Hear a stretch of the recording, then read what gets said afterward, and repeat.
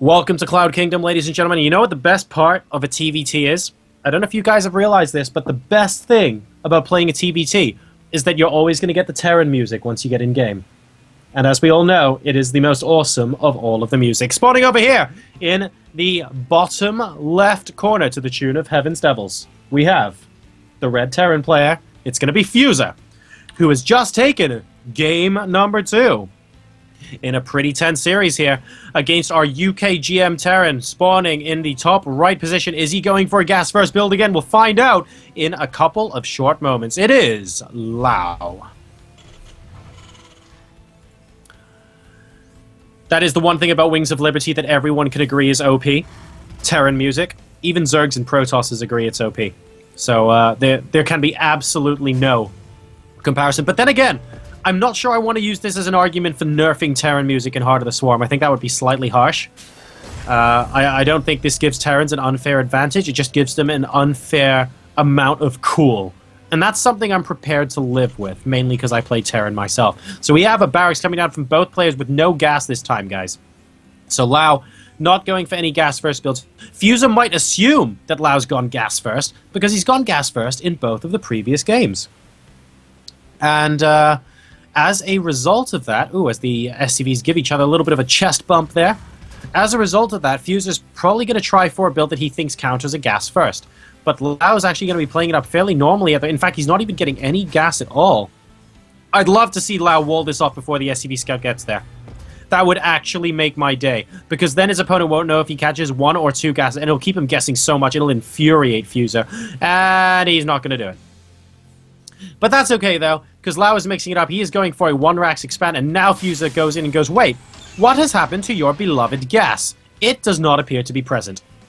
Can we rectify this situation? No? Okay, you must be doing something different. As Lau going to be putting his SCV in position to put down that command center. He's actually going for his orbital command first, which is interesting, because normally we see some Terrans try and get that natural up as soon as possible, but Lau going for his orbital in case there was any sort of block at the natural, and he's going to be putting that down now.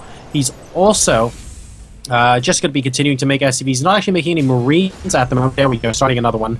And Fuzer, let's see what he does in response. He's getting that reactor once again on the barracks. So he's going with the same build that he had in game number 2 here. He has let Lau see that a single gas was in the base and that a barracks has gone down. But he's then going to be putting a reactor on that barracks while taking his own expansion. That means Lau is going to have a slightly faster expansion than his opponent, though.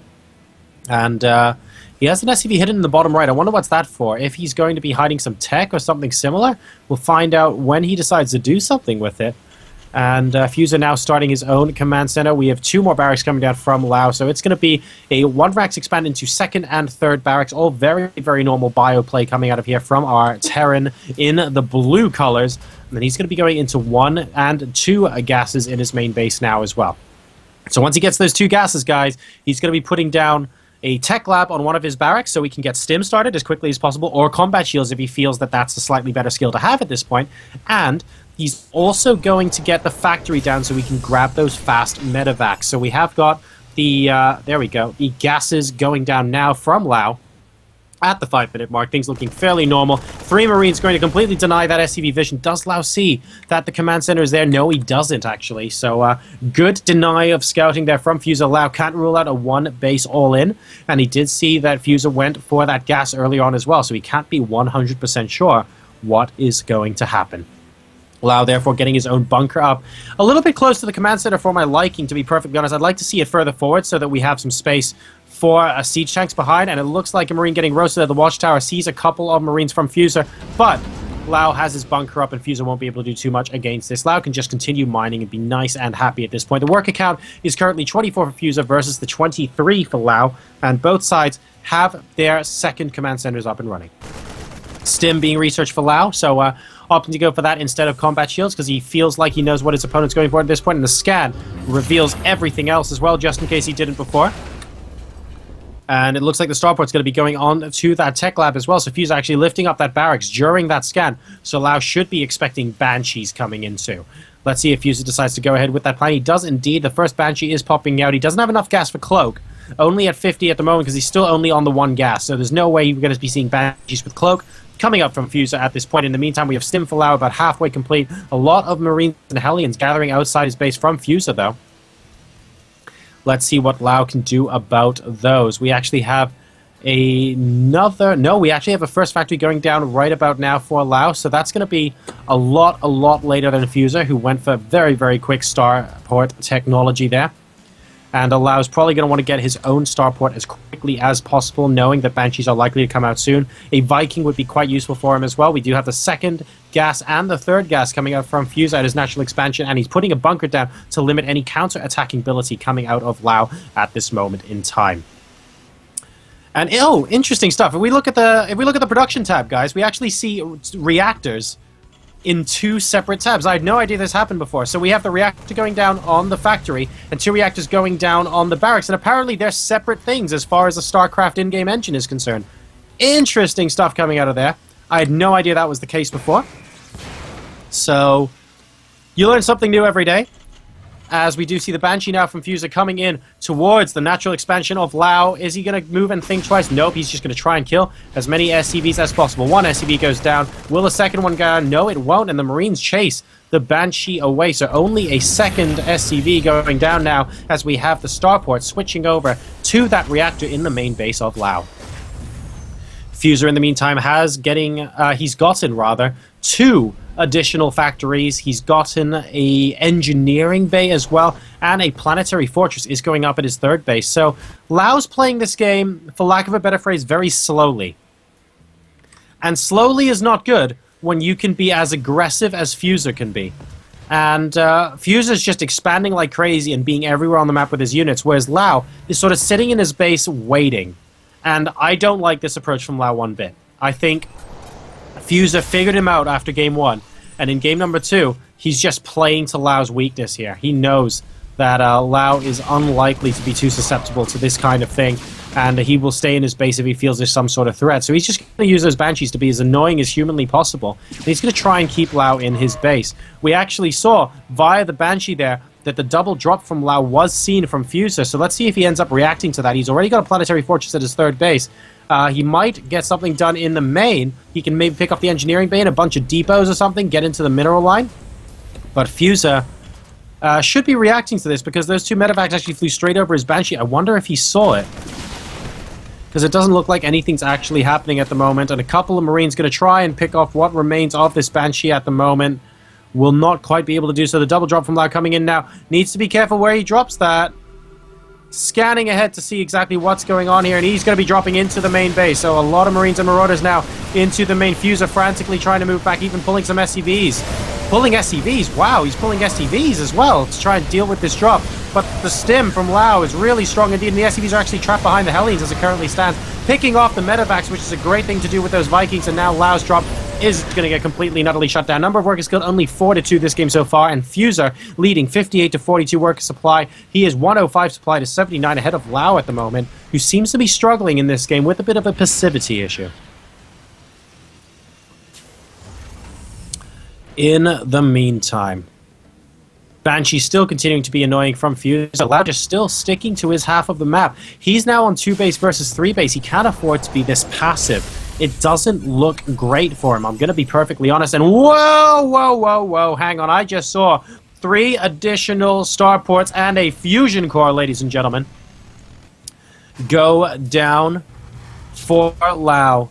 And Nick's awfully professional, so he's not going to see it, but once I see those upgrades come in for the battlecruiser, expect me to be dancing on my webcam, ladies and gentlemen. We're going to be seeing a fusion core dance in this TVT. Double armory coming down now, and Lao going to be sending a Viking out just to try and pursue that last remaining annoying Banshee. So close! So close, and he moves away from it. Dear, oh dear, we now have a small squadron of Marines and a Marauder, a bunch of medevacs just checking out the watchtower here.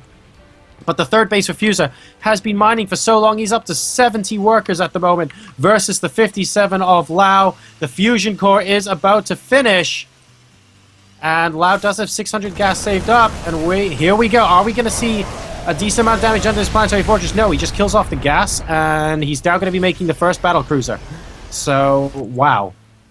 BCs are out for Lao now. Are we going to see the weapon refit upgrade? Probably not the Behemoth reactor just yet. That's not something we typically see. High-sec auto tracking coming out from Fuzer as well to try and deter drops.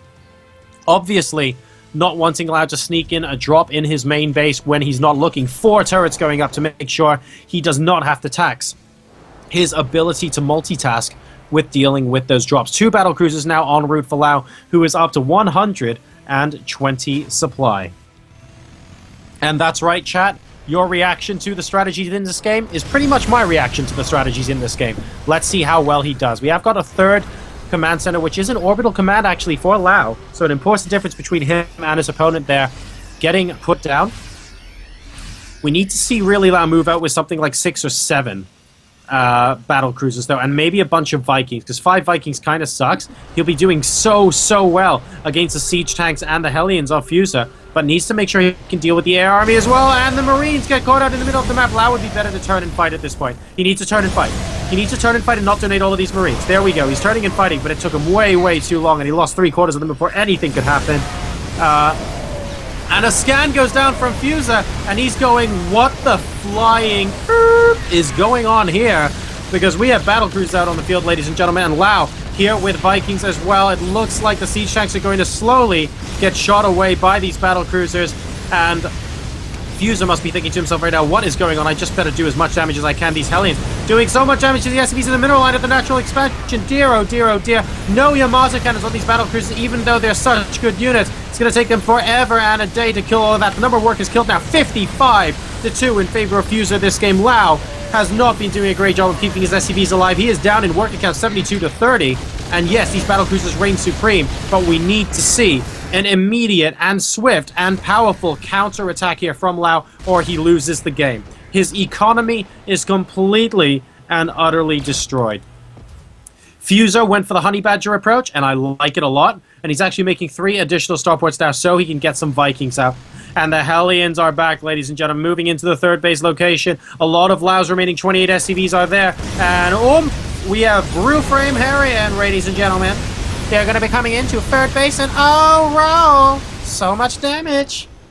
And that's going to be at as he moves out of there. 146 supply to 79 at the moment, and Lau is in a world of hurt. 3 Thors coming out from Fuzer now. Vikings popping out from him as well. +2 vehicle weapons, and I believe that's +1 ship weapons as well.